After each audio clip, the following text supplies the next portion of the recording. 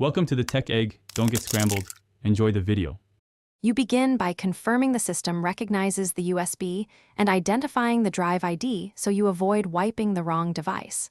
Once detected, copy any readable files off immediately because repair steps can destroy data.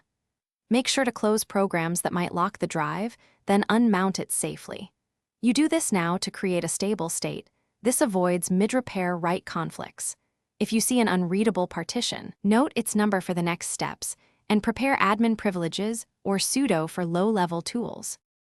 Once you've backed up and unmounted, run the appropriate file system checker. chkdsk/f on Windows or fscky on Linux. This fixes metadata and index errors. If partitions are gone, use test disk to scan and rewrite the partition table because it can restore entries without wiping data. When the table is unrecoverable and you accept data loss, zero the MBR with DD and recreate partitions to ensure clean headers. Make sure to verify target device names. A single wrong letter can overwrite another disk. After repairs, reformat the drive to the file system you need. FAT32 or XFAT for cross-platform, X4 for Linux. Once formatted, run a full write/read verification or bad blocks to confirm there are no hidden bad sectors. This step proves the fix worked.